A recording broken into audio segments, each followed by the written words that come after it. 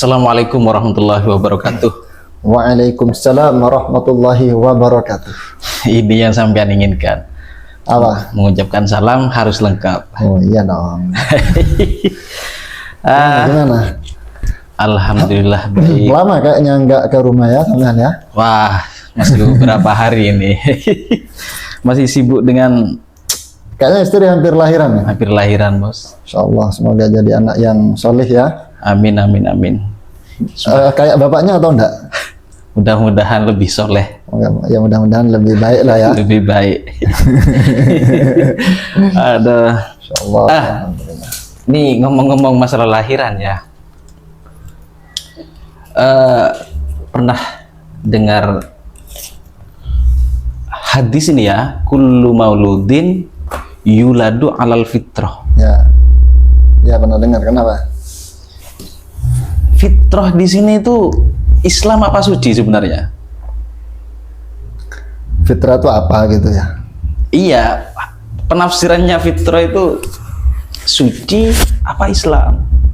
Fitrah kullu mauludin yuladu alal fitrati. Setiap bayi yang dilahirkan di muka bumi ini yuladu, dilahirkan alal fitrati, dalam keadaan fitrah.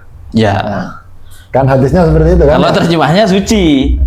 Ya belum tentu juga, tergantung yang nerjemah. Karena ulama memahami hadis ini, menafsirkan hadis ini juga ada yang berbeda pendapat. Jadi ada ulama yang mengatakan fitrah di sini yang pokoknya fitrah Islam. Karena kita dulu ketika dalam kandungan sudah dibaiat oleh Allah gitu lah. Dan kita sudah berbaiat bahwa Allah adalah Tuhan kami yang menciptakan kami. Cuman kita ketika lahir itu lupa seringan kan ya. Padahal itu sudah dijelaskan oleh Allah Subhanahu wa taala. Dan ulama itu ada mengatakan bahwa fitrah di sini maksudnya fitrah Islam. Jadi setiap bayi yang lahir, entah itu dari orang tua yang muslim atau yang kafir. Lah, itu yang mau saya tanyakan barusan. Itu anaknya semua Islam. Tapi ada juga ulama yang berpendapat bahwa maksudnya fitrah di situ an-naqaul khalis, yaitu jiwa yang masih bersih, yang bisa menerima segala bentuk kebaikan atau keburukan dari lingkungannya. Jadi ibarat masih ini gelas kosong gitu loh. Ya. Tergantung yang ngisi.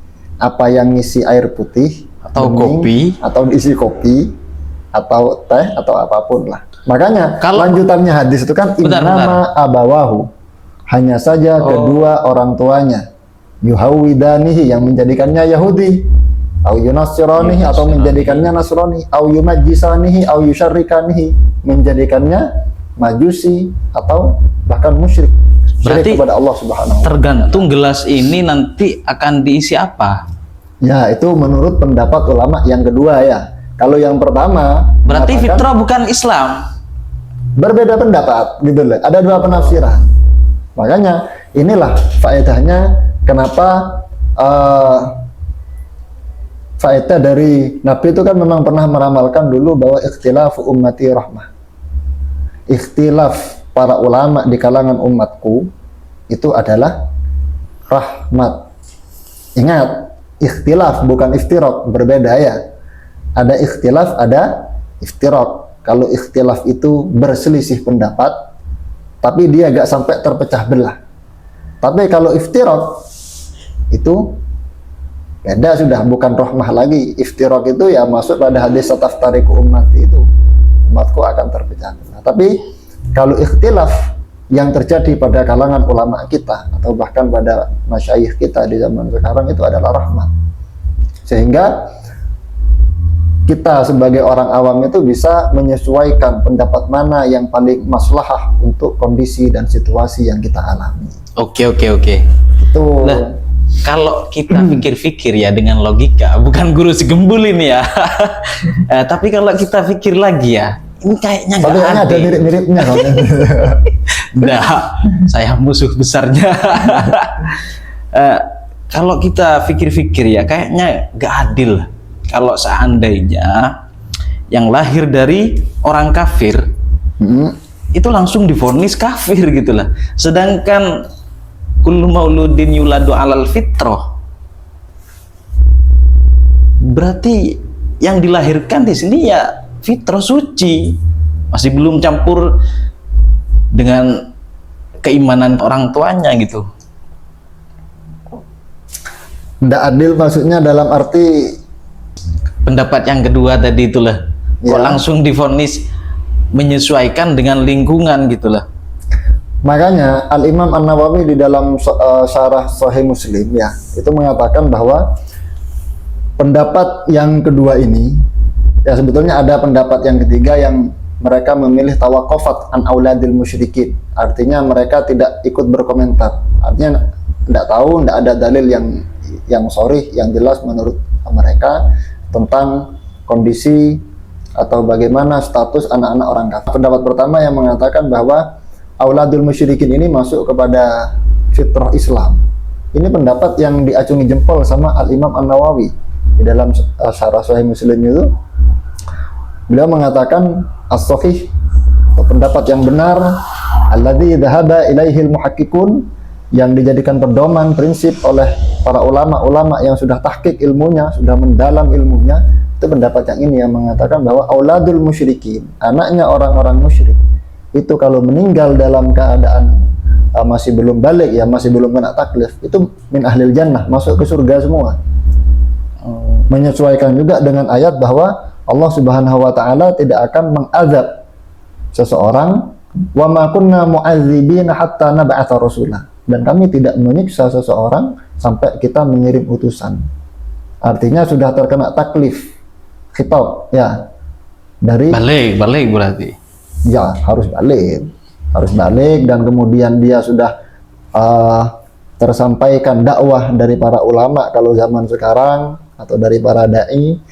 Kalau di zaman Rasulullah ya dari Rasulullah langsung. Ya, sekarang Rasulullah sudah wafat dan para pewarisnya adalah para ulama.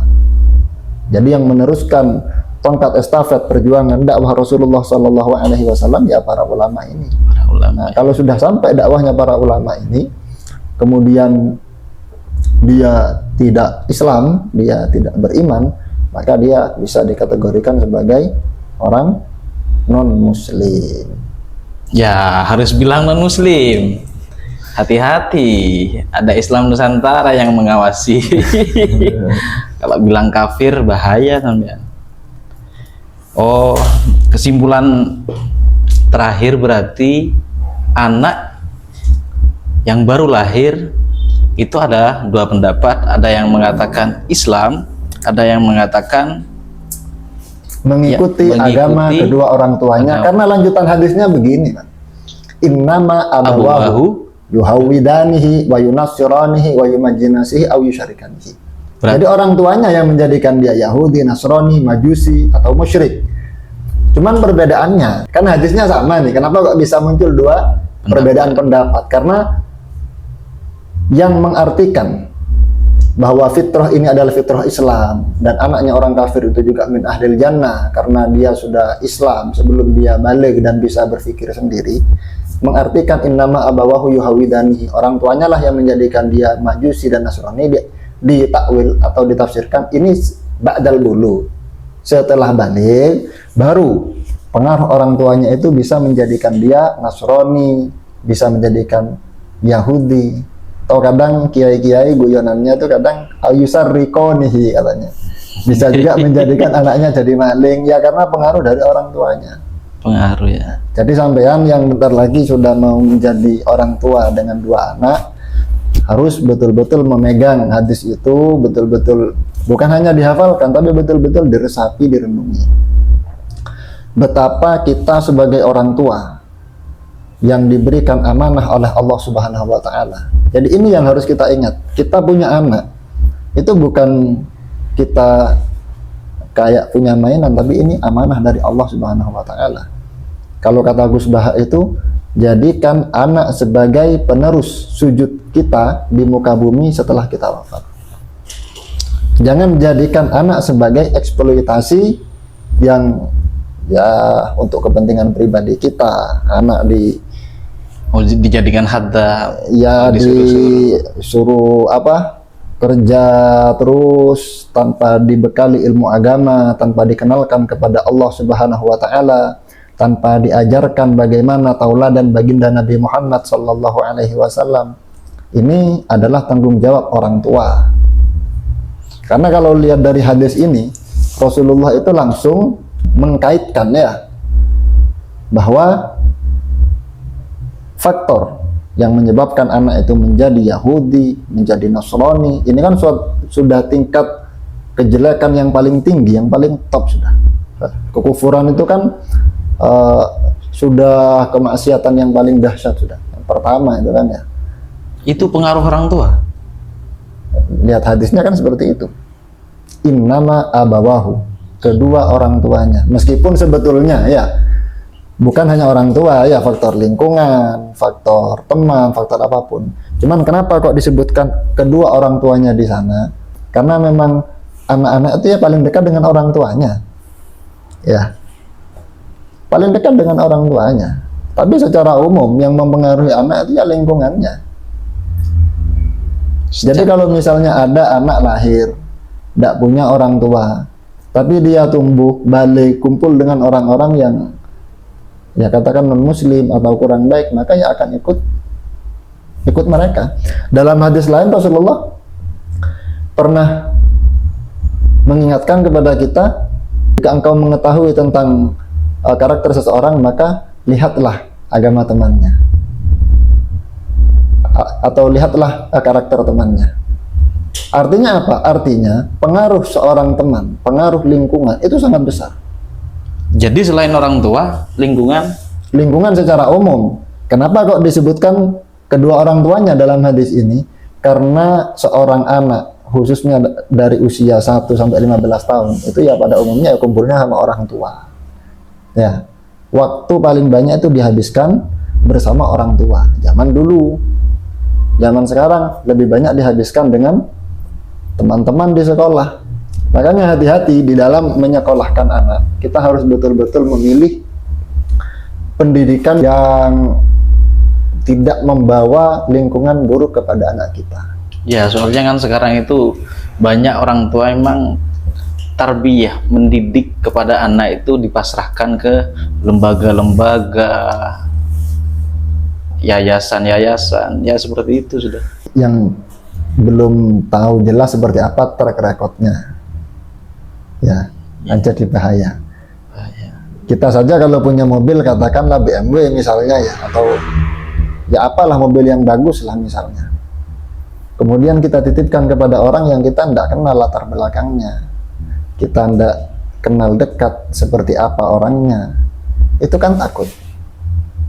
Ini mobil, ini nanti kalau dibuat sembarangan gimana, ini nanti kalau dibawa lari gimana, itu baru mobil. Sedangkan anak itu jauh lebih berharga, bahkan bukan hanya dari mobil, dari rumah, dari harta apapun yang kita miliki. Aset besar.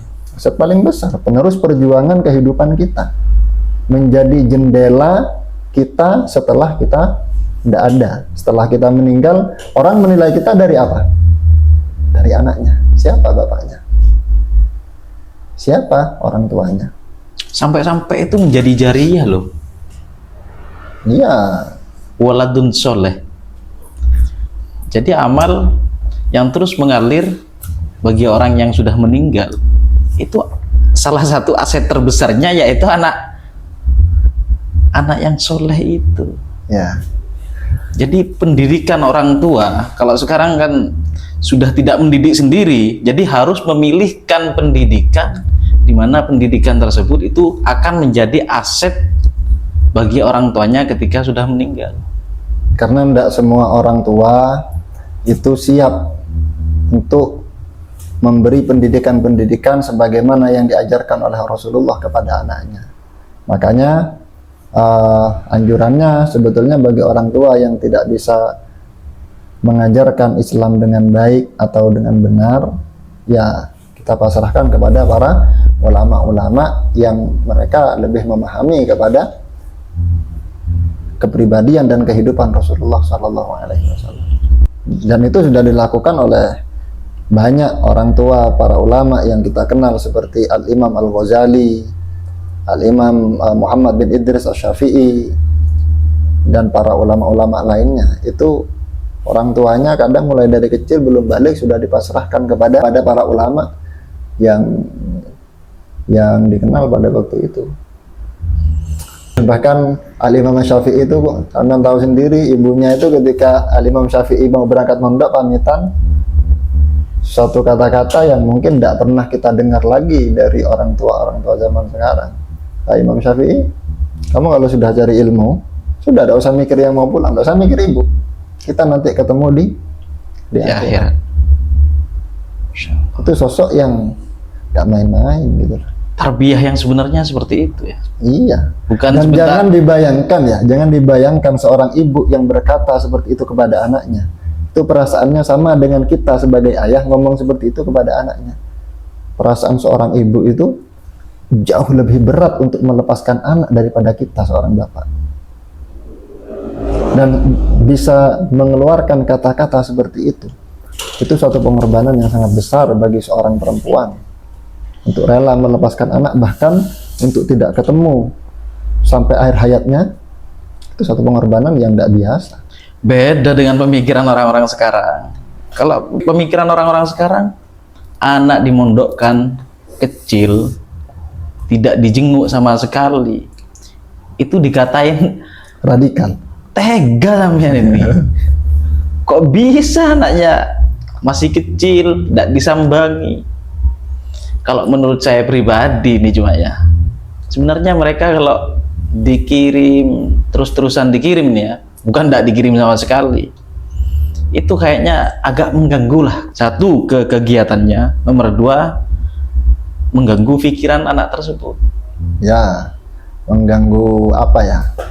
Ya, suasana hati dan pikiran. Ya, karena khawatir terbawa suasana masih waktu di rumah dengan ibu, dengan bapak gitu ya. Sama dulu kalau mondok sering dikirim apa gimana? Kalau awal-awal seminggu satu kali saya. Ya soalnya orang tua saya ada urusan ke Madura biasanya. Jadi setiap minggu orang tua mampir. Jadi ke Pesarian dan Cuman karena sampean nggak ada di Pesarian, akhirnya cari ke balai tamu. dapur. Iya ya. Jadi malam ini alhamdulillah saya dapat tarbiyah ini. Jadi meskipun orang tua harus diterbiahi juga, harus dapat pendidikan juga. Bagaimana jadi orang tua yang baik. Alhamdulillah ini sudah mau anak 2 ini. Sambung doanya ini. Amin amin ya rabbal alamin. Ya sama. Saya lebih dulu 2 anak ya. Padahal nikahnya duluan saya padahal ya. Iya. Cuman kan sama nggak begitu semangat mungkin. Ya sudah, terima kasih banyak Mas Abdai. Assalamualaikum warahmatullahi wabarakatuh. Waalaikumsalam warahmatullahi wabarakatuh.